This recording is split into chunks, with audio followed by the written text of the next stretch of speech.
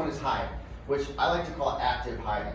So you're locking and barricading the doors, you're out of sight, no noise, the lights are off. Now, just because it's hide, it doesn't mean that you just shut the door, put something against the door, and then you sit and you wait. You're gonna take steps to make yourself more hidden, right? So we'll take this door for example. That door is shut.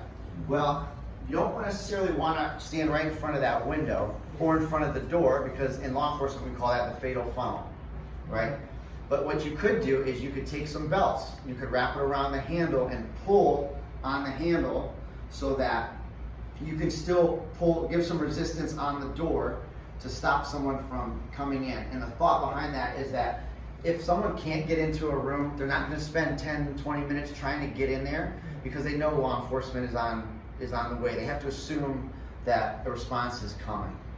One of the other things you can do if you're in sort of a small room, the door's shut, and again, you don't want to just lean up against the door, because now if someone fires into the door, which we'll see, that you're obviously going to be killed. What you can do, shut the door, lock it, and you can lay on the ground with your feet against the door, trying to push, so that if they do fire, the chances of them hitting you are lower. It doesn't necessarily mean that you'll survive every time, but anything you can do to increase your risk of survival, you should do.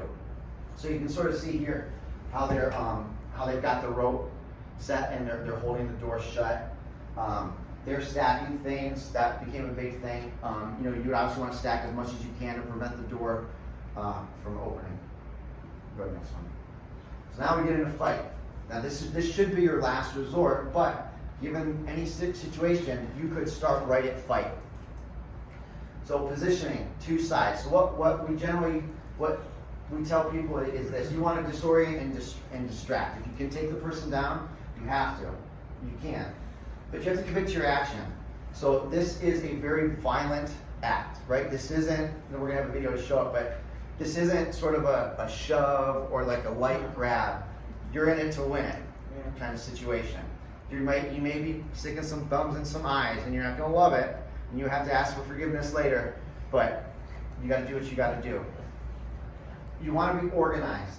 You don't want to have everybody just dogpile on one person. That's not really going to help anybody. But what you could do is, if there's a group, and say, you grab the right leg, you grab the left leg, I'll grab the gun, you grab the right arm. So that when the time comes, everybody has a job, it's clear what they're doing, and then they can act, and you can all work in unison as quickly and efficiently as possible.